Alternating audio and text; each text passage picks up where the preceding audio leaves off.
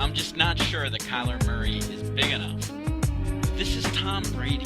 He's not just going to retire. Whitey, big fan of the show. Appreciate I've got Brian Murphy to my left, making sure everything's smooth, crispy, buttery. James Harden is systematically ruining the game of basketball. He's the most overrated player. And there you are, the Chicago Bears with a championship defense. And Mitch, I'm sure Dancing with the Stars is happy to have Antonio back. If you thought you were going to get Zion, that's your bad. You are now listening to Open Season.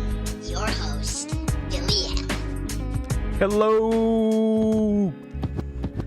Welcome. We're back in the Tuesday spot. Had a couple the last couple weeks. We're in a Monday spot. We're back at Tuesday. Feels better. Feels like the takes are going to come out even better tonight. We got a nice one lined up for you. Patriots lost to the Titans. You've probably heard that by now. We're going to speculate on Brady, Belichick, McDaniels. None of them want to speculate, so we'll do that for you. Is the dynasty over? We'll be talking about that. As we're going to get into the Celtics, they lost last night to the Wizards. They're facing the Spurs on Wednesday. We'll talk about some of your NBA All-Star snubs. We'll also get into some of the NFL new coaching hires. Some surprises today. A lot of teams pulled in their new coaches. DK Metcalf, what a night. Maybe the Pats should have taken him over N'Keal Harry.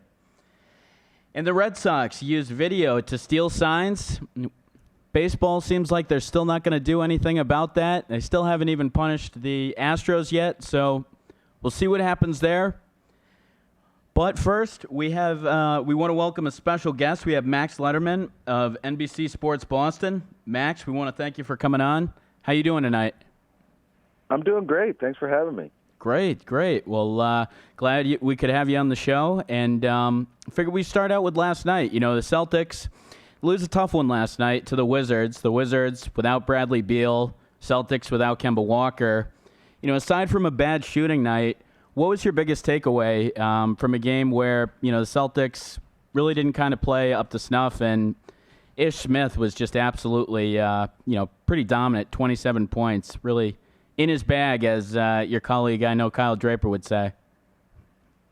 Yeah, and Ish Smith is definitely one of Kyle's guys, too, right? That's my guy right there. Ish got hot, but, you know, the Celtics were due. They really hadn't played a bad team that badly yet, or at least where it cost them. They played down the last couple games without Kemba to some crappy teams, but we're able to pull it out. And, you know, the problem is that Ish Smith got hot in the fourth quarter when the Celtics were trying to make their run back. And, you know, it just, to me, the number one thing is it didn't seem like subconsciously they were really there for it. You know, they just thought it's a bad Wizards team without, you know, several of their better players. And it was just too late when they tried to turn it on. And, you know, shots weren't falling. It was a pretty outlier night. I wouldn't worry too much about it. The Wizards have actually trying to make their run back. You know, they've beaten some pretty good teams this year. So, you know, it's not that bad, but hopefully it's a wake-up call heading into Wednesday. Yeah, definitely. I mean, Ish Smith pump faking all over the place with 27 points. Isaiah had 17. Jordan McRae, 19. You know, it seemed like, you know, kind of some scrubs putting together a decent effort. I guess one guy I want to talk to you about, from that team, you know, Celtics have been, around the name Davis Bertans. You know, they've been looking to kind of get a big man probably, or at least switch things up here. And, you know, Bertans with a career year, 15.5 points a game, coming off the bench. Do you think he's the type of guy that the Celtics might look at trying to make a move? Like I said, there's been a little smoke there. Do you think they might make a move for a guy like that? No, I really don't. I could see them making a move, but he doesn't really seem to fit what they need. He's a wing, shooter, wing scorer. They have plenty of that. That hasn't been an issue. Yeah. I would say, just more big man depth. But, it was interesting to hear the Celtics linked to Bertans. But it's not something that they would think about doing. It's just that I think he's going to be a really hot commodity. I think he's going to demand potentially a first-round pick. Yeah, definitely. He's a pending free agent. So I just can't imagine that Danny would spend what it's going to cost to get him for half a year. Mm-hmm. Yeah, and I was kind of thinking the same thing when I saw Bertans, his name mentioned. Andre Drummond's been another name that's been mentioned. Is there a signing that you see the Celtics potentially being able to make, maybe a trade? It looks like they may need to do something to fix the rebounding on this team a little bit. They've gotten great play out of, Daniel Tice, but it seems like they still need another big. Is there a trade that you kind of see them trying to get done this year? It's just hard to see one that, I'm sure they would like to, but when you look at what's available out there, one, they don't really have, salaries that they can afford to get rid of that would match some of the guys that are out there, like the Drummonds or the Steven Adams, if he becomes available, because those guys are making a lot of money, and that would cost, either, 4 or 5 of your, rotation players to match the salary, or, Gordon Hayward, which I just can't see them, trading Gordon right for, Andre Drummond. It just doesn't seem to make a ton of sense. I know that there's always been some sort of, I don't know if it was reporting or just kind of like talk here and there that Danny did like Drummond. He's always had it feels like he's always had, an affection for bigs like, him and Dwight Howard. I know he obviously, the Celtics were reportedly linked to DeMarcus Cousins, many years back. And, so it does seem like he's interested in, really talented bigs, but I'm personally not a big Drummond guy. I think he's a fine player, but he doesn't move the needle for me. I don't think he moves the needle for the Celtics. I don't think he makes them, for sure he doesn't help them against Embiid, which is why you'd be wanting to get a big, because he just gets absolutely owned by Embiid every time they play. So that doesn't solve that problem. So I don't really see the point. And again, what's it going to cost? He's a pending free agent. If you're trying to offload salary, maybe, but I don't think they're trying to do that. At least not with Hayward, because I just think he's too good. He's just shown too much flashes of Utah Gordon Hayward that I wouldn't be selling now unless they're worried about some health issues. Yeah. And I don't think I'd be mixing him in for a trade for Drummond. Let me ask you this. I mean, this summer you had wrote an article about Robert Williams, about how he should continue to progress. You seem to be quite bullish on him. As he's got a bit of a hip injury and as he's come on a little bit slower, have you adjusted your expectations for him at all, or do you think it's just going to be a little bit longer of a maturation process? I worry about his health. He's always really he falls a lot when he plays, and he doesn't get up fast. He gets up slowly like he's hurt every time, it feels like. And you just worry with guys like that, you could see in Brad's face, and I'm not reporting here. I'm just, my opinion on what I see when I'm watching Brad, a couple times where, we were all surprised that Williams wasn't available. And Brad looks like kind of fed up. He's like, yeah, so, I just found out today that, trainer said, he came with him something, so he's not in, and kind of just moved on. And it felt kind of short for Brad that maybe he was getting a little fed up with that. And I wonder if there's just an issue. It seems now that it was probably a real thing because this is no joke.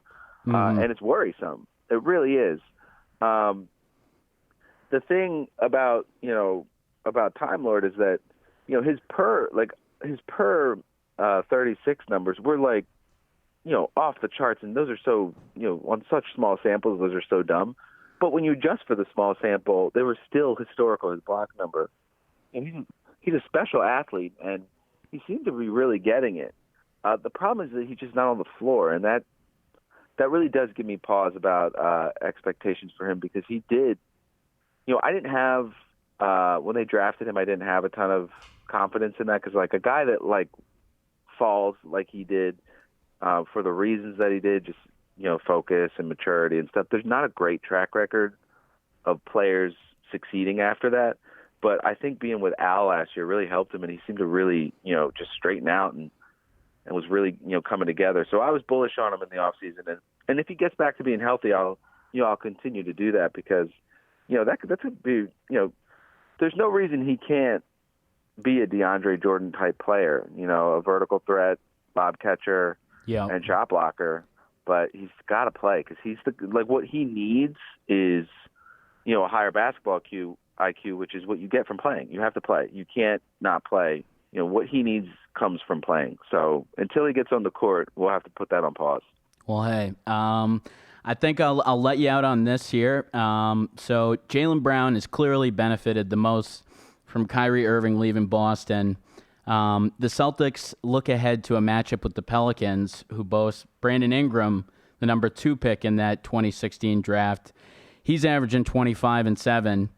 If you had to choose right now, would you take Brandon Ingram at this point in his career, or would you take Jaylen Brown? It would be too homer of me to say Jaylen, because Ingram's just putting up great numbers, and he's shooting well, and he's making better decisions. I'm interested to see how he plays when Zion comes back, because part of my issue with Ingram is he just didn't seem to know what he was doing a lot of times, or it just was like ball stopping a little bit. And in the preseason, I was watching a Pelicans game, and I just was watching for Zion, and I was getting really annoyed. I'm like, just stop giving the ball to Ingram. Pass it to Zion. I want to see him dunk on people. But Ingram has been great. He really has impressed me with his growth this year from last season. And maybe he was just the kind of guy that needed to get out of L.A. But Jaylen, too, is just – I'm so blown away by his improvements. Every year he comes back better. And the finishing this year has just been – like, I'm waiting for it to stop. Like, it still doesn't feel like it's going to go in, but it does. And it looks like he's just practicing all the time. He's been so consistent, too, and it's just been so aggressive since last year. Aggressive every night, right? Whereas didn't seem like he was that aggressive on a game-to-game basis last year. He's figuring it out. He's figuring out what to, when to attack, when to do it, letting the game come to him. He's defending better. But I still think you'd have to go with him just because, the playmaking is always going to be that thing that can help other people that Jaylen still doesn't have it yet, but I'm definitely not betting against him getting it, because it's just, you got to bet on a guy like that that's always said the right thing, always worked, his butt off since he came into the league, spending his first summer before even playing, working out with Jimmy Butler. Like, that's what you got to know about Jaylen. He's got that mentality. And I think what the issue was last year is that he was just ready to lead, but he was like the third youngest player on the team. And then all those guys clear out, and there's just an opening for him to maybe not be like the most vocal leader, but just to step up and lead by example and play more.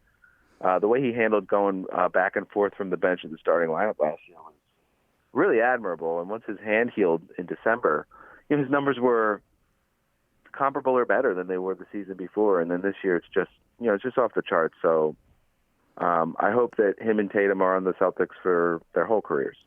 Yeah, I absolutely do too. And Max, we definitely appreciate you making a little bit of time for us tonight. So thanks for stopping by, and we hope you enjoy the rest of your evening. Thanks, man. You too. I really appreciate it. All right. Take care, Max. And there we have it. Max Letterman of NBC Sports Boston. Max giving us some pretty good insight into the young Celtics team there. Yeah, good stuff. And I think we've got to turn the page pretty quickly, because what everybody's talking about, and we'll definitely get back into the Celtics and in the NBA in a little bit, but everybody's talking about the Pats loss and what it means, and everybody wants to speculate. Ed, you might not want to speculate, but everybody wants to talk about kind of what's going to go on next with Brady, what's going to go on with Belichick, what happened in the game. First off, Ed, when you look at that game and you look at Brady, do you think Brady, if he were to go to a team with decent weapons, can still win a championship? No, because the NFL is all about the system. He's not going to go into a team, learn the system, and all of a sudden win a Super Bowl with them. He couldn't build chemistry with the guys on his own team this year. Now you're going to ask him to go to a different organization and build up that team? I don't see that happening, and he's not going anywhere. Matter of fact, I actually have a theory that's going to happen. Ooh. Everyone's talking about where's Josh McDaniels going to go, right? Browns? Two teams hired a coach today, right? Yeah. Who? Panthers and the Giants. Right, okay. And they're speculating about where's Brady going to go, right? Yeah. Okay. Plot twist. Belichick leaves and goes to Cleveland. McDaniels becomes the head coach. Brian, make sure you listen to this. I've mentioned this. Brady. Yep. They keep Brady and let him groom Jarrett Stidham. Gronk comes back because Gronk didn't like the environment what it was like playing under Belichick.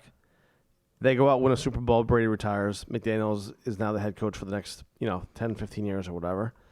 And he's got he gets to build a team up with a lot of young guys on the team. And Belichick goes to Cleveland. And I think all it would cost him is a draft pick. So Belichick goes to Cleveland, and he takes no one else with him, just goes to Cleveland. I mean, wins. he'd take his kid. Yeah. Take Steve Belichick with him. And I think the Browns would have to give the Patriots a draft pick. You think that's all it would take? Because I believe it took a first and a fourth pick for the Pats to get Belichick back when he was coming from the Jets. Yeah, right? well, it depends on what this if you don't want them to leave. If Kraft is fine letting him go, I think that he wouldn't be the first coach to leave under contract, and I think it'd be interesting. I think it would be interesting too. I've actually mentioned this before because I think of Belichick's affinity for the history of the game, and I think the fact that he was in Cleveland and didn't really get to build a quarterback. And didn't really kind of get to create a system. I could totally see him going back to that. And there was all the links to Baker Mayfield. He really wanted to bring Baker Mayfield on. I think him and Josh McDaniels both did. And Baker Mayfield kept saying that if he didn't go number one, that there was a team in New England that was going to take him number two. So you could see that there. But I don't know if Belichick necessarily wants to go anywhere at this point in his career, just with everything he's built. Well, you kind of talk about it won't be up to him. You think Belichick wants to get rid of Brady. You think Kraft just does the full reversal, basically? Yeah, because think about it. Who would he rather get rid of, Belichick or Brady? I think Brady playing for another team would be like when Willie Mays got traded to the Mets. Like, you can't have that happen. I think he would rather get rid of Belichick, but then he sees the long term and What's sees the long term? Belichick's 69 years old. What's the long term? I think the long term is taking on the next quarterback, getting him up to speed, building a decent team around him. Yeah, but who's the next quarterback going to be? It's probably not going to be Stidham. I don't feel confident that it's going to be Stidham. Yeah, I mean, I think they're going to have to go back into the draft probably, or they're probably going to pick some, like the Pats. I wouldn't be surprised if they take a guy like Andy Dalton or like one of these older vets or something like that you can just win with right away. Plug in and win 10, 11. That's the whole reason that you keep Brady, is because you got at least 2 more years where you can win the division, at least. And we've got one ringing through here. Hi, you're on with Open Season. Who do we got? Yo, Whitey from Queens. Whitey, what's going on? You're sitting here. We got Ed Bratz in tow also. Oh, Ed Bratz, the Mike Tomlin hater, huh? The Mike Tomlin hater. What's up, buddy? I'm golfing with Tomlin this weekend. Oh, dude. Good luck. He's a fiery competitor, I can tell you that much. What's going on tonight, Whitey? Quick question before we get into it. I got a question for Ed. Ed, are you a fan of – do you think Sean Payton's a good coach? Yeah, he's okay. He makes a lot of mistakes, but sure, he's a good coach. Do you think he's better than Tomlin?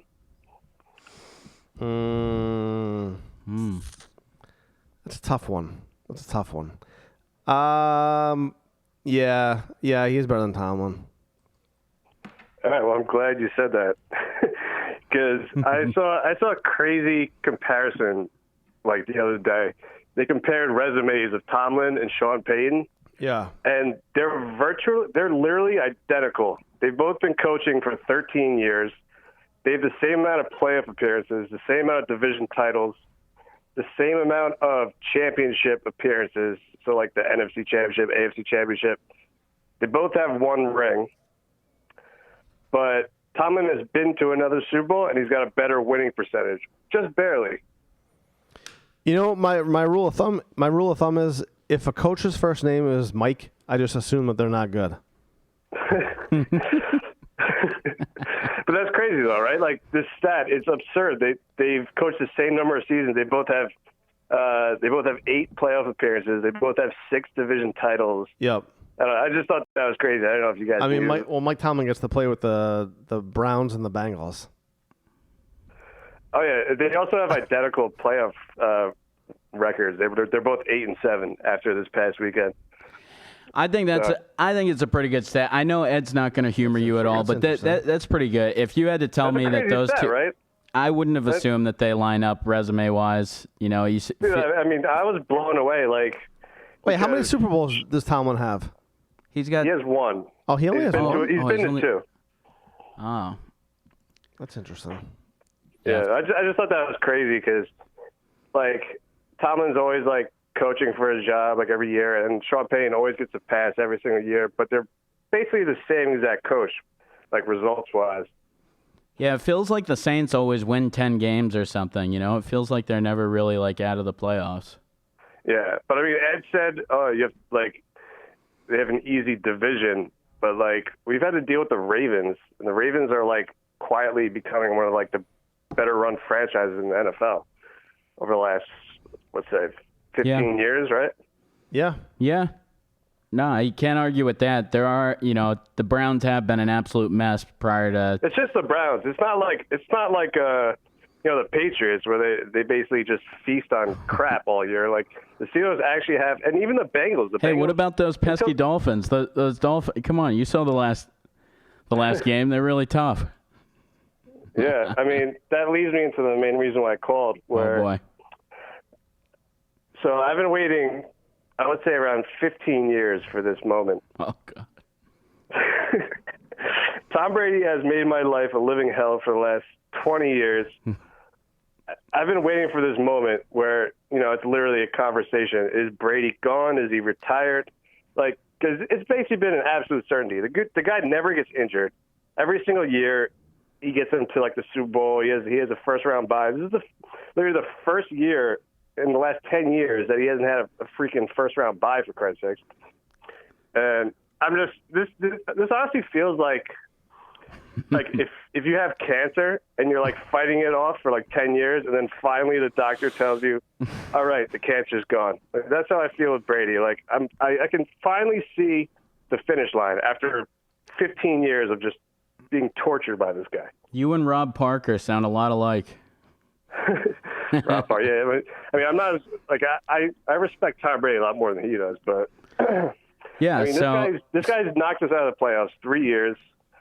He beats us. He lights us up countless times in the playoffs and in the regular season.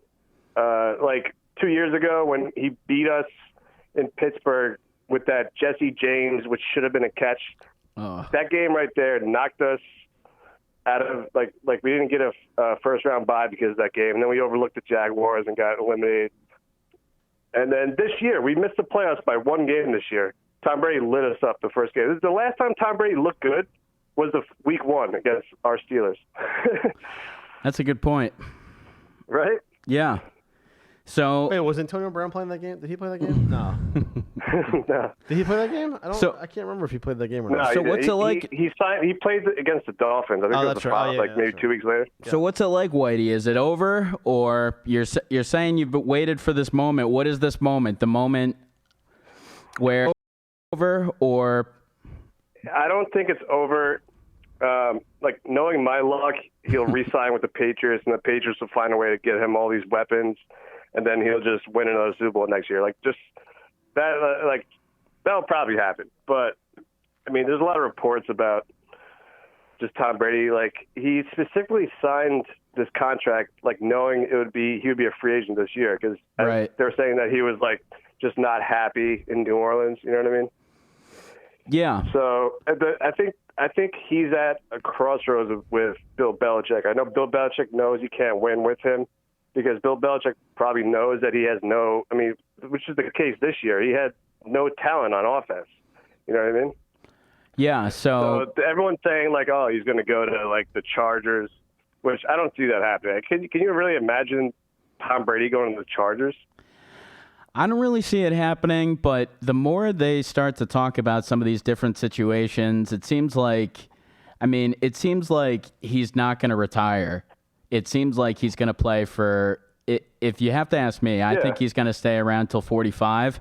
I think it's going to be with the Pats because I think they're going to have to cave and give him some type of middle-of-the-road offer. Maybe it's 2 years, $40 million, or something like that to try to bridge him. I know the Saints gave Drew Brees 2 years, $50 million. I don't know if the Pats quite go to a number like that or something. But I feel like there's room here to bridge it over for a couple of years while they find the next quarterback. And I don't necessarily think it's totally over, but I could see him going to another team. I mean, he could go to the Dolphins, who have Brian Flores, who have a ton of other guys that he's played with, who have basically $100 million to spend in the offseason. You know, he could bring back like a Gronkowski. He could get them to sign Antonio Brown. He could do a lot of different things there. So does the control of some of the personnel decisions kind of weigh in his decision-making? Because the Pats have not, no matter what he's done and acquiesced, it never seems to result in weapons for him. So I'm wondering if he cares a little bit more about his grip on the personnel this time around. I mean, dude, in the second week of the season, all of us Pats hating football fans in the country we were petrified of this team. You guys had Antonio Brown and you had Josh Gordon. Yep. And we were like, oh my God, this is ridiculous. So, they also had Demaryius Thomas, and we were like, oh, we just assumed that Tom Brady would like revive Demaryius Thomas's career, right? Yeah. So like, I mean, Robert Kraft, like he looks at Tom Brady like as his son. You know what I mean? Like if Robert Kraft wants to re-sign Brady, he will. Like Belichick does not. He doesn't have the authority to like override that. You know what I mean? So that's why I just think I think he's definitely going to re-sign with the Pats just because it all comes down to Robert Kraft. You know, that's his son. Robert Kraft literally, he had Jimmy Garoppolo. He had the heir apparent, and he decided to trade Jimmy G away to get like 2 more years out of Brady. I mean, what does that tell you, right? Yeah. So you think that they're ultimately going to stay with Brady moving forward, and you think that they're gonna stay with Brady, I think, and just as I always predict on the show, it's gonna haunt me in the future. Like Brady's gonna come back better than ever next year. But I was just ecstatic, just the fact that it's even being talked about that Brady's done. You know, like it's literally been every single year for the last 20 years. It's like Brady, nothing stops this guy. He doesn't get hurt. Every year, we don't even think that there's a possibility that he can get hurt. If you look at Carson Wentz, right, on the Eagles, like every year they like gasp, like, I hope he doesn't get hurt. Yeah, this is the first year. It took him 4 years to not be hurt. Right. Carson Wentz. Carson Wentz has like missed more games than Brady, I feel like, and Brady's been in the league for 20 years. Yeah. Right? No, I mean he's definitely a tough out. I mean he's played through a lot, but I don't know. Ed, do you have any thought on that? Well, I think what's happening, if Belichick does stay, he doesn't want Brady to play. I think they want to have a tank season next year where they go like 2-14 because that's what would happen. They'd have Stidham and N'Keal Harry, and they'd be really terrible. And they go 2-14, and then they draft Trevor Lawrence. Do you think that the Pats would ever actually tank this? Do you think they would tank the year? Well, what else would they do? That team is terrible. Just because we've seen for the last 20 years, we've seen them try to take whatever quarterback it is, even when they don't have a talented quarterback, they typically try to do whatever they can to win, whether it's putting the more emphasis on the run game or the defense. Yeah, but they've always had a quarterback, though. Jacoby Brissett was a quarterback when he was pretty good this year. But we didn't know he was a quarterback when they needed him to be a quarterback, and I don't know. I think they've done some pretty good things post. Yeah. Yeah. Well, right. They're not going to Gronk. They have literally nobody. They have not one skill position. I don't see the Pats. I don't see the Pats just flat doing a 2-14 year. I mean, I think that is like one of the greatest things they could do. They could go from Brady. That's what they would completely do. Flop and then go to Lawrence. I mean, that would be Edelman. If Brady retires, Edelman's gone too. The guy, he can't even write his name right now. That guy has had 55 concussions. Yeah. Yeah, I think the Steelers and the Pats are kind of in the same situation. I mean, like okay, so Roethlisberger's he may not even play next year. Brady may not be on the team next year. But like, are we really gonna we're not gonna get like Trevor Lawrence. It's not gonna happen. Like this, it's just like. But you guys are the same. You guys will always be 8-8. You guys will never quite. You guys will never flop all the way and be 2-14. If the Patriots bring back Tom Brady, they're gonna be just like the Steelers. We're gonna have two ancient quarterbacks. We're going to win enough games where we're never going to get the top pick. We're not going to get Trevor Lawrence. We're not going to get, that's what I'm worried about. Yeah, right? I mean, I think that's like the kind of thing that sucks about we talked about good coaching in the beginning. That's kind of what sucks about having a good coach, right? Is that you guys are going to be around that 8-8 spot even when you have an undrafted quarterback like you guys have had this year, So, and I think the same thing with Belichick. I don't see them flat out going 2-14. That would be the best. That would be like the best contingency plan ever, and it would be amazing. But I don't see this organization the way that they've carried business. But I mean, it would be amazing. Belichick was terrible on Saturday, by the way. I'm he kicking was. myself, man. Like I'm kind of kicking myself. Like once the Steelers lost Roethlisberger, we should have just tanked, right? But we gave people like me a false sense of hope that we're going to make the playoffs or compete. Like they traded for a defensive stud to keep us in every game. Like that's not what you want. You want what the Colts did. You want to lose your franchise quarterback and then win 2 games and then get the next franchise quarterback, right? Yeah, but I mean that is the Pats. How often does that happen? The Miami's been looking for a quarterback since Marino. Yeah. So I don't think that happens all the time. That doesn't happen too often that you get that type of I think it is though. There are more and more elite quarterback talents nowadays though. This isn't like the 80s or 90s. You have kids that are privately coached. You have kids that are just they walk it. Look at Trevor Lawrence. He walked on, or he didn't walk on, but he was a pure freshman at Clemson. He beat Alabama. You have these kids they go through these trainings and these academic programs where they're basically groomed to be a quarterback since they're in middle school, right? So there's so much talent at the quarterback position, right? I can only think of maybe 6 NFL teams that don't have a franchise quarterback. Every year it seems like there's elite quarterback talent. But it's just. I'll tell you what, this draft is going to be interesting. The Steelers don't have a first-round pick, by the way, but Tua's going to go top 5, I think. You think he is? I could see Detroit taking a shot. I think whoever gets Tua, I think it's taking a shot. I think it's a decent pick. Whoever does, and the Dolphins would be an interesting team, right? They take Tua and then bring in somebody like Brady. Well, they could and have a couple years. They could take Tua. And then they still get the number 1 pick. He's not playing next year. And still get the 1 pick, and then trade the 1 pick. You could trade the number 1 pick. Or in a year that Trevor Lawrence is coming out. Yeah.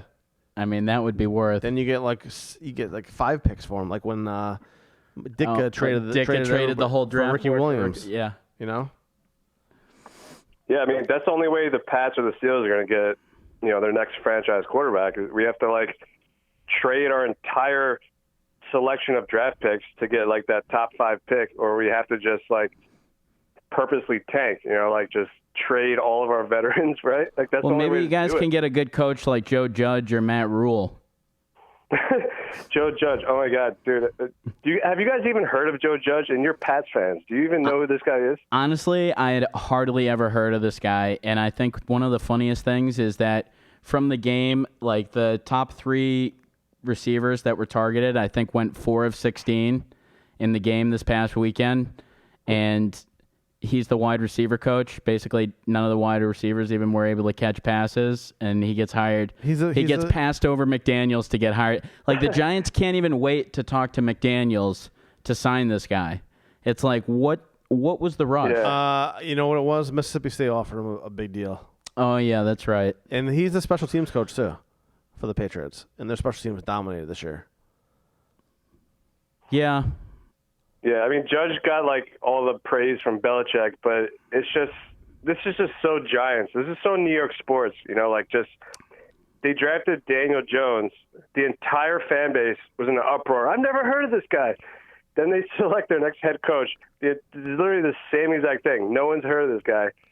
Like we read that he was a wide receivers coach, and the Pats literally had the worst wide receiving corps in the entire NFL. They're like, yeah, you just can't make this up. But yeah, we actually have some pretty good audio from Stephen A. Smith on that. Oh my God, yeah. I mean, the one thing, if I was a Giants fan, I would be pissed off, and I would prefer a black quarterback. Is the Chiefs' offensive coordinator? I don't remember. His last name is like kind of crazy. It's like Mayu or something. You guys know the last Who is name? it? Who are you talking about? The Chiefs offensive coordinator? I don't know him. Yeah, the Chiefs offensive coordinator. He's African American, and like I would prefer him to Joe Judge. Right? Like oh God, so are you getting in on the Stephen A. Smith? Black coaches. Outrage. I mean, what's crazy? Like they instituted this rule. I forgot what it's called. It's like the Rooney Rule. Where you have the Rooney Rule, right? So they instituted the Rooney Rule. There's only 3 black head coaches, and it's like 20 years later, there's only 3 black head coaches. Yeah. Well, did you hear? What has this done? Speaking of the Rooney Rule, did you hear what the Cowboys did with who was it? Mike Jones. No, who's the Mike McCarthy? Mike McCarthy. So they interviewed him and Marvin Lewis, because of the Rooney Rule. They interviewed 2 people. The white coach they wanted to hire, and then Marvin Lewis. Obviously, they're not hiring Marvin Lewis. Dude, Mike McCarthy is the worst coach of all time. Oh, yes. Please give us some goodness. Against Seattle in the NFC Championship game, they had 4th and goal from the 1-yard line twice, and they kicked the field goal both times. And they lost by 1 point. Oh, it's too bad. What did you think What did you think was the worst decision from Belichick this weekend? Did you think it was the punt? No, he had 3 bad decisions. 3 bad decisions he had. The first was they had 4th and 3 at the Titan 47-yard line with 11 minutes left in the game, and they punted instead of going for it. That lost them about 12% in win equity. Then he sat there for 2 minutes letting Vrabel run time off the clock instead of calling a timeout. And then he punted at his own 37 with 3 minutes left on 4th and 4, and they basically never saw the ball again. Yeah. I thought that was a terrible move for them to punt at the end. I don't understand because here's the thing. There was 3 minutes and 20 seconds left in the clock, right? Yep. Even if you don't get it, there's not enough room on the field for Tennessee to run the clock out. Worst case scenario, you're getting the ball back down 8 points. Worst case scenario. Now, granted, Vrabel is of the new school where he would have gone for 2, so there's that possibility they would have been down by 9. But most likely they would have, probably been down by 7. It probably would have been a touchdown game because maybe they don't get in. I thought it was a terrible decision at the end when they didn't catch the punt, when they let that punt roll all the way. If they just bring somebody out there and catch that thing, they've got that ball on the 25-yard line. They've got an extra 25 yards, and they've got the time that rolled off the clock, too. I thought that was the biggest That was terrible. biggest blunder. I don't. If you're going to do that, why wouldn't you just rush 11 guys and try to block it with 11? Instead of Edelman just sitting out there trying to figure out what to do. Exactly. Well, Whitey, what did you think was the worst? Did you think there was anything particularly sweet about the game this weekend? Did you watch the full game, the full loss, or are you just relishing in it now? I watched the full game. Honestly, it was like the first half. I felt like Brady was like moving the ball like relentlessly, and I'm like, oh, this is going to be another typical New England win. And then I feel like he just. As soon as Derrick Henry got going, it was a wrap. I mean, this guy is absurd. I mean, like I've been calling in, weekly advocating for the Steelers to make the playoffs. But after watching Derrick Henry, it's like the Steelers don't have any player like Derrick Henry. I'm like, so does anybody? I'm actually happy that we missed the playoffs because I feel like we would have been embarrassed by the Patriots. So at least the Titans got in and we could watch like Derrick Henry just blossom into a You don't star, want to be 'cause- tackling a 260-pound guy in January. Well, even when they would hit him 2 yards behind the line of scrimmage, know. he'd still get 6 yards. He's It was- kind of like you what the can't Pats used to tackle do him. with LeGarrette If you- Blount. if you- And he can If you're- actually make guys miss, too. It's not like I a know. Jerome Bettis where he Yeah. just runs straight forward into guys. He makes a couple guys miss, and then it's like you're completely screwed.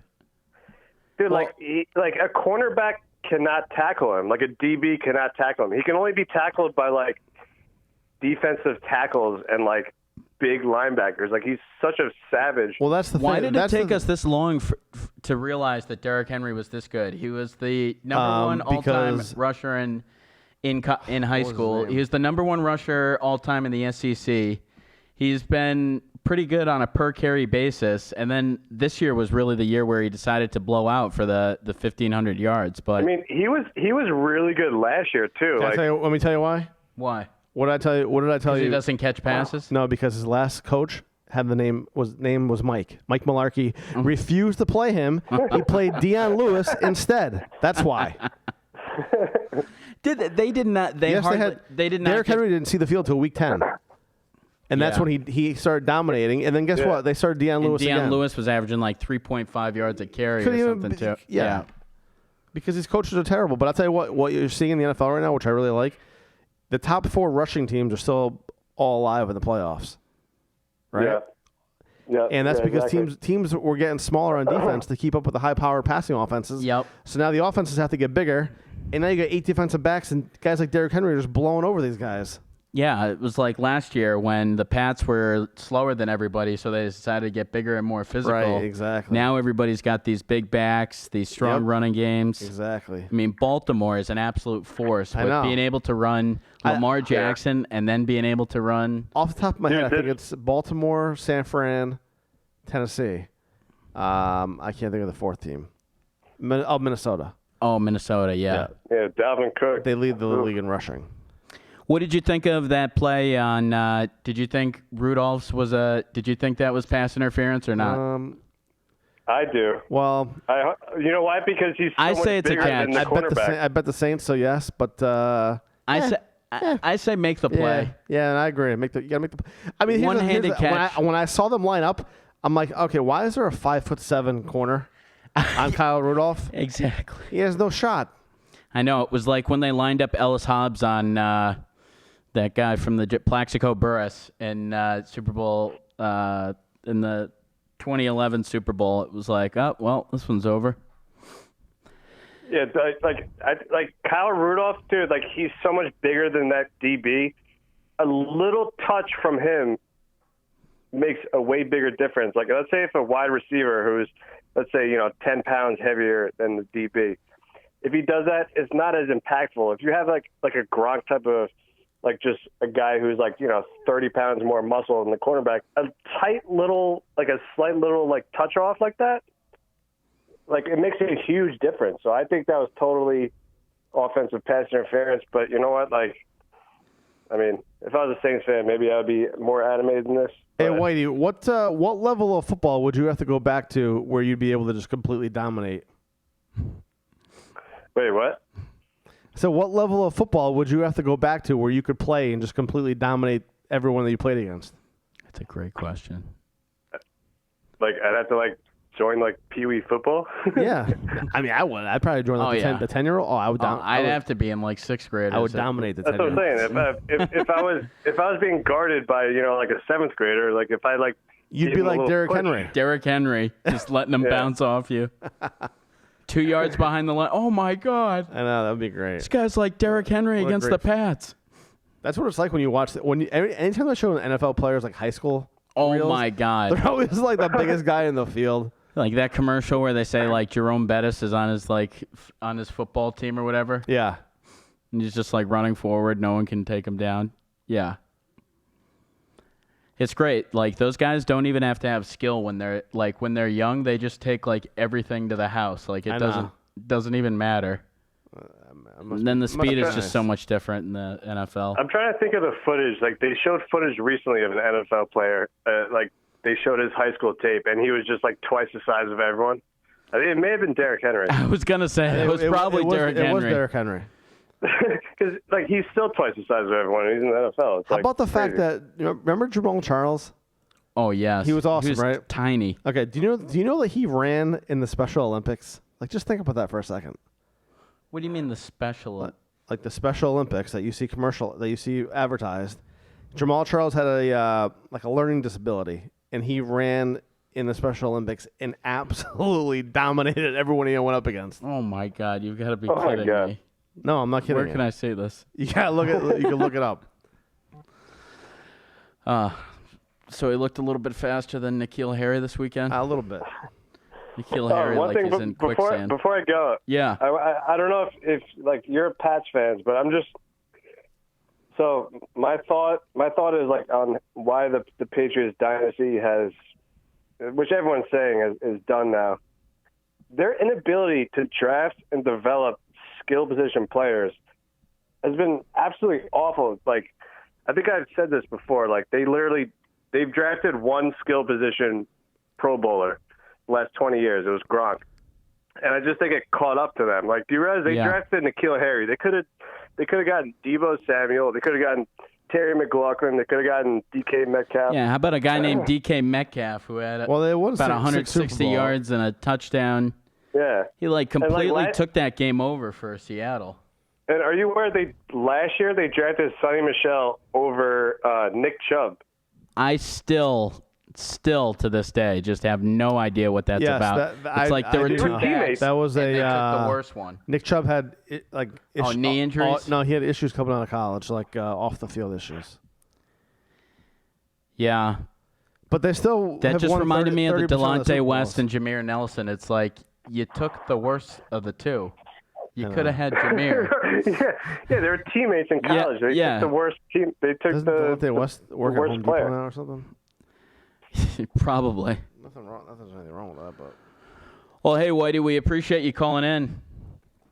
Yeah, definitely. Look forward to talking to you guys again next week. All right, sounds good, man. We'll talk to you next week. All right, good night, guys. All right, man. okay, everybody. So, Whitey loves the Steelers. oh, he loves the Steelers. He's so passionate about the Steelers. That's cool. Yeah. His whole family's like from there. But I feel like living in New York, you get all the New York State, teams too. Yeah. Yep. But I don't know.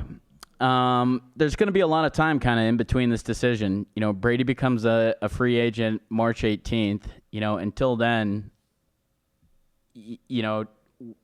how the hell do we get past it? It's just like everybody's going to be talking about this. Well, becomes a free agent March 18th, I think it is, right? Yeah. So it's like, it's just this just like the ultimate waiting game until then. I think I'm gonna be right about what happens. About Belichick going to the Browns? Yep. And then, so Brady and McDaniel stay here for I 3 years? cannot imagine a scenario where Kraft chooses Belichick over Brady. Really? Yes. I heard that this time they were leaving it up to, more so they were going to leave it up to Belichick this time around because I can't see it happening. I just feel like every time the Crafts medal, Belichick. Every time the Crafts medal, Brady's Kraft's boy. Can't Yeah. see it happening. yeah, and I mean, they came out with this, Jonathan Kraft had said, I think like 2 years ago, that Brady had earned the right to retire, like however he wants to retire, kind of. So, I mean, I do subscribe to some of this, that he is kind of like a son to Kraft. Kraft, these teams hadn't really done anything until they got Brady. So, I see that, but you hear Robert Kraft saying that it's his hope and prayer that Tom Brady returns. It sounds a little bit desperate. Doesn't sound 100% Yep. too sure. So, do you think there is a good fit for Brady outside of New England? Potentially, is there any No, I mean, team honestly, that gets you interested? I mean, you watch him play this year. I mean, is there any team out there that's like, oh, that's the guy that we need to get to the Super Bowl? The only teams I think of are teams like where the quarterback is so bad, like Mitch Trubisky. I think like what if Chicago brought in somebody like Brady? They have an all-world defense. Yeah, They have Their a defense decent. wasn't that great this year. They were last in rushing defense. Yeah. I mean, they used to be good, but What about a team like the Rams or something? If they were to take I mean, they gave, like the they hit, gave Jared Goff $200 million. I mean, but I feel like some of these That's the thing is I feel like some of these teams the only team I could can make think the of money go away. would be San Diego, I guess, or Dallas would be the only. And that would be. What about the Dolphins? Do you think the Dolphins are They a want to tank potential? they want to tank for Lawrence. Why would they do that? I think there's Dallas some, would be the perfect situation. What about Tennessee?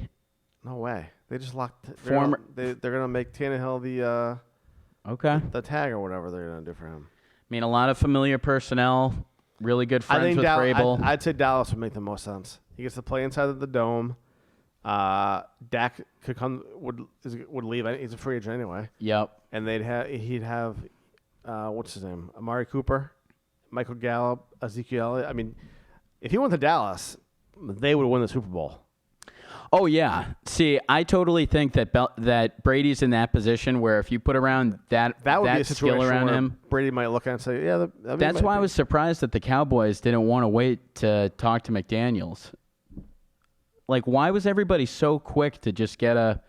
Do you think everybody finally soured on McDaniels? Like, instead of waiting around for him, they've kind of waited around. After we did Indy. Wow. Yeah. You can't wait for the guy. You know? Well, because it's just like it seems like they literally hopped over McDaniels for Joe Judge. Weren't even willing to. Yeah. Well, they and probably the saw Panthers were the other team that had a pretty strong link to McDaniels too. So it was basically like both of the teams that you thought there was going to be three teams where he was going to be in the top 3-4. Yeah. The Browns, Carolina, and They probably saw those plays that they ran from the 1 yard line and decided, Oh, my God. maybe we'll pass on this guy. But overall, a pretty good year, though, for McDaniels, I'd say, for the Yeah. offensive pieces, for them they kind of had to draw, like, trick plays I mean, the thing just is, to be able to score 17. He had a chance before, though. He had a chance with another team, you mean? He went to Denver. Oh, he went to Denver. he was well, awful. he couldn't get rid of their best players fast enough, and he drafted Tim Tebow. Well, Tim Tebow was what, 7-3 in the playoffs? Oh, Or my in God. his record or whatever. Oh, what do you, Skip Bayless? I've been saying it forever though. He was 7-3 as a starter, 1-0 in the 1-1 in the playoffs. Yeah, how did the second game go? What's wrong with Did that? they lose that So game what? by 50? Who cares? He can't pass the ball. That one game against the Chiefs tell you what, that if he year, was he play- if he completed was like playing 2 of today- 8. If he was playing today, he'd actually be good because they could run the same offense that they run with Lamar Jackson. Tim Tebow he's a beast. He's like Taysom Hill with the Saints. You couldn't run the same thing that you do with him. He would be a beast if you could teach him to accept a fullback role. He doesn't have to be a fullback. He could be like Taysom Hill, where he plays the tight end, he plays running back, he plays receiver, he plays quarterback. How come he couldn't do that? When it's not like he's that old. I mean, he was in the NFL. He didn't want to. I guess I don't know. No, the reason he's out of the NFL is because He wanted to be quarterback. No, because he prayed every game. That's why. That's why he's out of the NFL. That's the truth. He does not have the talent. Okay, he doesn't have the talent. He's the number one college quarterback of all time. He doesn't have the talent. Yeah, how many guys have been good in college that haven't been good in the NFL? I mean, that's the whole thing. No, I think he was good. Everybody's good in college. Johnny Tim Tebow is Manziel's good in college. Tim Tebow's a different animal. Yeah. The guy's ripped, shredded. I mean, if he was in the right situation, he is a prototypical football player. Look, I think he could have been a good fullback or a tight end, but I feel like he just didn't have I don't think he had the skills at the NFL level. I mean, the way he threw the ball used to make me laugh. You see Lamar Jackson throw football? It looks a lot better this year than it did. He has the same motion as Tim Tebow. He brings that ball all the way down. Tim Tebow's motion looked the same. It never really improved, I feel like. Whereas Lamar Jackson's motion is a lot different than it was last year. Lamar Jackson's throwing motion is the same. He brings it all the way down to his ankle and then comes all the way back. That's why if you get pressure on him, yeah, but he has to can cover open up. himself up to make some of these sidearm throws. I mean, he can. What do you think about Pat Mahomes, dude? Lamar Jackson doesn't do that. That's No. why he can't throw a football. No, I have seen Lamar Jackson make some. Tim Tebow can throw a bullet from right field and hit the catcher from 300 feet out. I mean, Yeah, that's a different sport. He's got a cannon for an arm, dude. Yeah, is he even still playing for the Mets? Yeah, he's in the minor league system. Yeah. He had like 30 home runs last year. What he hit? 200? He's just a great athlete. I don't know why people don't like him because he prayed. I mean, that's the truth. If he didn't pray to God every he may be time- a great athlete, but we're talking about being a great starting quarterback. Yeah, I don't think you he's that. You don't have to be a great starting quarterback. If to I win. have a pickup To win. team where we could potentially play any backyard sport, I would draft him. You're telling me pretty that high. they couldn't run a read option with Tim Tebow in today's NFL, where these guys are 180 pounds? They could run it for maybe a year. Lamar Jackson's running it And then right once- now. What are you talking about? People would have figured out Tebow. People did figure out Tebow. Are they going to figure out Lamar Jackson then? better than they have this year? Lamar Jackson is dominating right now. Yeah, he won't always dominate to this degree. He won't throw a 6-to-1 touchdown to interception ratio the rest of his career. Is going to be my prediction. Okay. Yeah, I mean, I guess that's what your prediction is, but I mean, a no, lot of these I think quarterbacks he's. are running, I think are he's. running read options because because the guys are smaller on You don't defense think there's now. a difference between Lamar Jackson and Tim Tebow? The speed there. Well, Tebow's about 40 pounds heavier and a lot stronger, and you're not you can't take Tebow down at the line. If he was one-on-one with a cornerback, you kidding me? Name a cornerback in the NFL that could tackle Tim Tebow. There aren't many. None of them. But how's he going to get to the second level? He doesn't need to though. In today's NFL, they're playing 8 defensive backs. Now maybe even if they were playing a team like with Tim Tebow, they'd have no choice because they don't have linebackers anymore. I can't believe this is what this is coming I'm to. just saying. I felt like he was. If you were talking about a guy that was blackballed, Tim Tebow was blackballed. Oh from the my! NFL. He had a winning record. He took a By accident. His defense had a cares? winning record. Who cares? How many points did they put up per game during that streak? I mean, who it was cares? like doesn't matter. 10, 14. Dude, the guy is a winner. He's like Jeter. He's a winner. He was a winner in college, And a winner where in the NFL. everyone in the NFL was a winner in college. And he's a winner in the NFL too. Through 10 games? Who cares? Is this sample size you want to?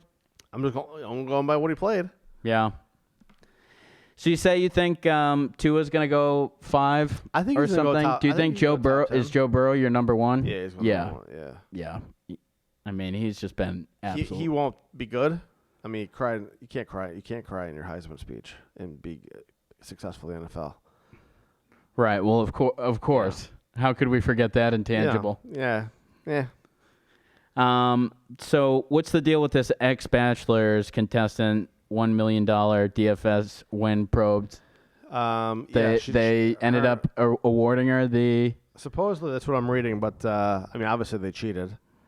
Her husband did the lineups. Obviously, you saw what happened. Right? Well, I heard there was 150 entries that were entered. Well, there's 300 entries between the two of them. Oh, got you. She had only Russell Wilson, Deshaun Watson, and DK Metcalf or something. well, they all had DK Metcalf. Kyle Rudolph and the Vikings are moving on. Feels good, quarterbacks to be were, doubted and be able to come up with a win. We work for this all year. I mean, it's always the They goal didn't have going any in just to overlap get in the with their tournament, and to get in there with the number 1 seed feels very good. Samuel down the sideline, spinning his way inbounds into the end zone. Mike Vrabel is the coach who comes in and one and Literally done impossible. potentially the last iteration of Brady Belichick. How do they not The have a Titans duplicate And they're will dumb lineup? because they wouldn't have gotten no caught if type they of didn't team. use Baltimore their is real the one team name in and the brag about it division, on Twitter. Andrews, no one near him. I'm sure that's a lot more money than anyone's ever made out of the Bachelor. Everyone $1 knows. million. I mean, everybody knows it. Bear Bairn for the win in overtime to advance the Texans. Got it.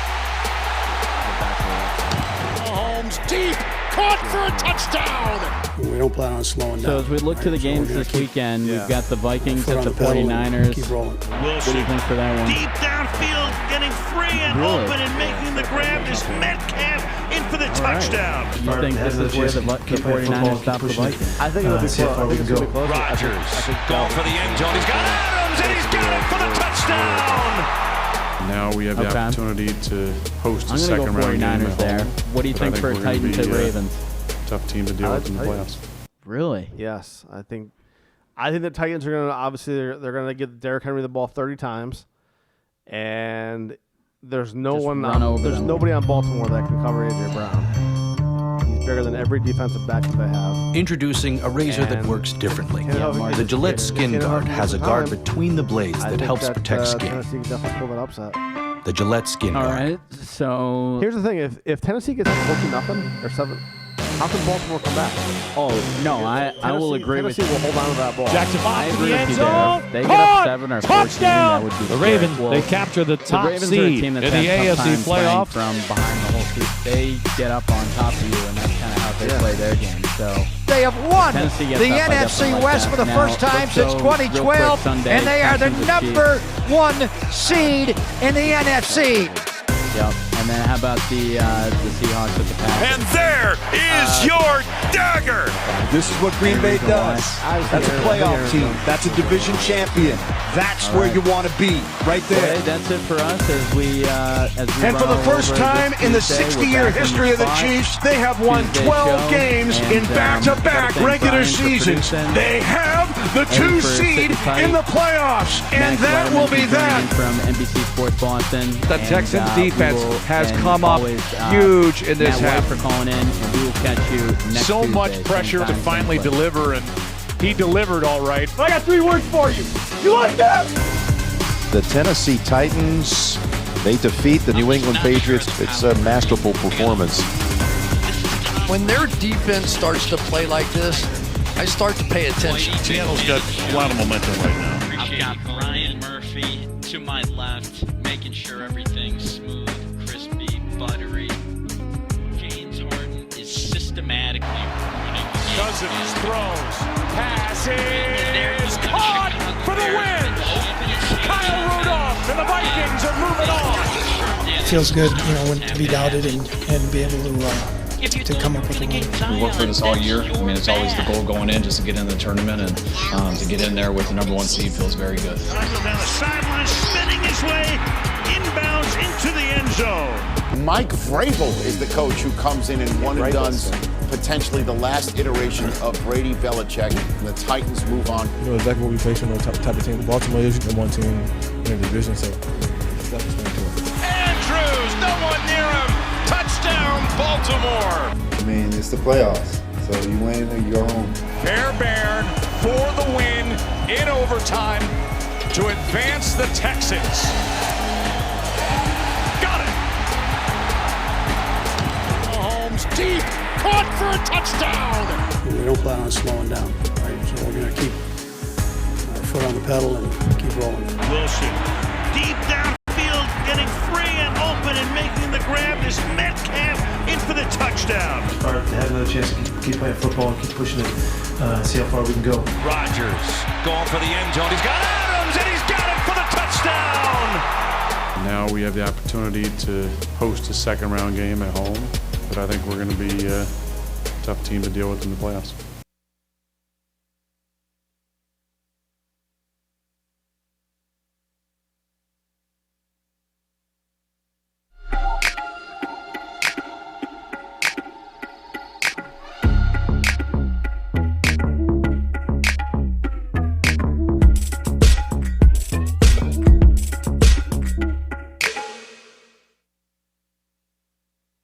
It's round 2 between the Texans and Chiefs, Houston having the benefit of confidence because they won round 1, Kansas City benefiting from having a week off to rest.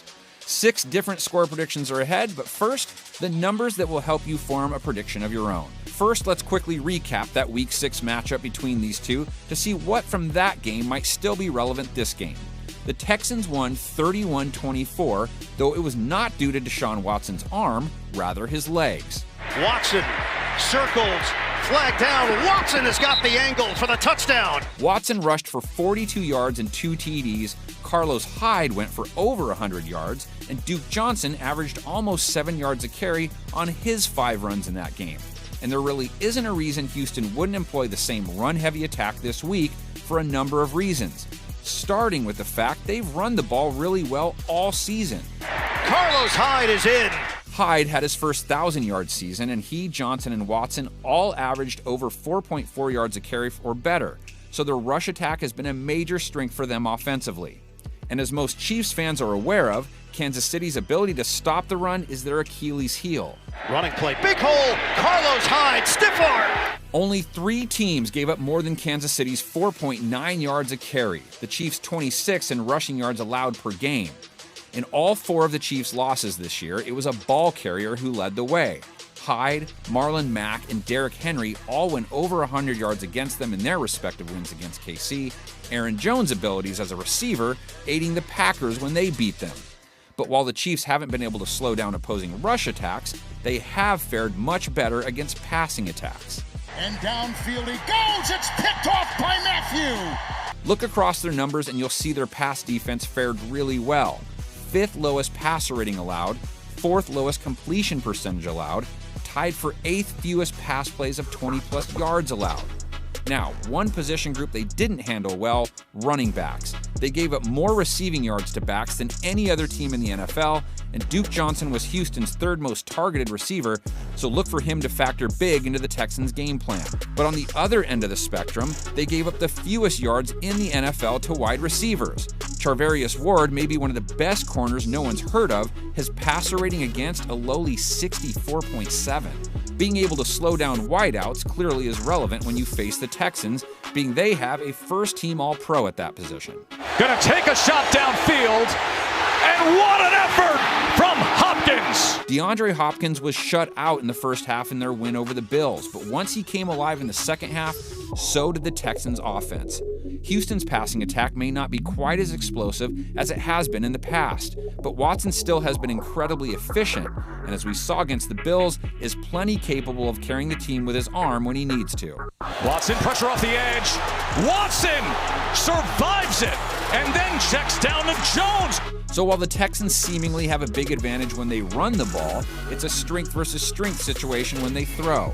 That is not the case, however, when Patrick Mahomes takes the field, because the strength he brings to the table will be sitting across from a distinct Houston weakness. Damian Williams busting through for a touchdown. Mahomes didn't throw for 50 TDs this year, and KC's passing attack has slumped at times, but some of that was due to injuries. One of the key differences from this game and the last time they played, Sammy Watkins was missing, so Mahomes will have his full complement of toys to play with in the rematch. And having a full deck obviously makes it that much harder to try and stop KC's aces. Got one-on-one down here for Kelce, and he holds on. Travis Kelce put up another monster year, and Tyreek Hill was as dangerous as ever, though he did miss some time with injuries.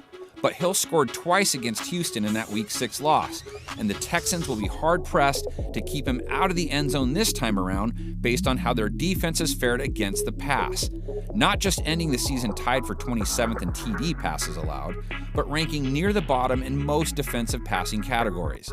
They also haven't performed well on 3rd down, 2nd worst in the NFL, which represents a massive statistical mismatch, being the Chiefs have the #1 3rd down offense in the league. It is caught! Tyreek Hill! What a play! Touchdown! The Chiefs have excelled at moving the chains partially because Mahomes has enjoyed really good pass protection. They tied for the 3rd fewest sacks allowed.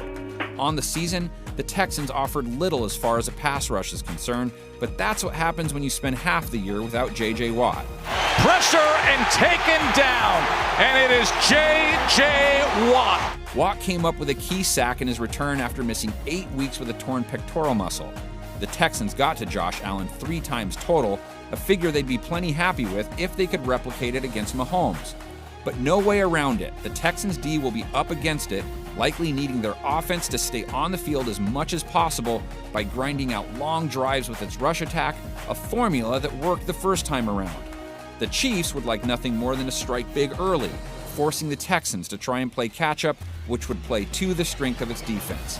So who do you got? Make sure to keep posting your predicted scores in the comments section on YouTube.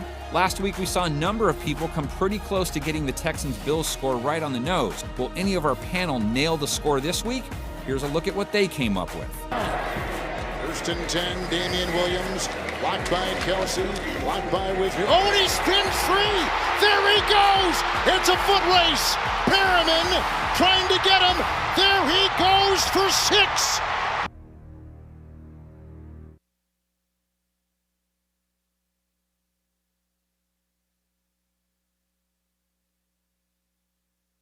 The Titans may have taken down the all-time GOAT last week, but this week they get the 2019 GOAT, and he is much trickier to try and wrangle.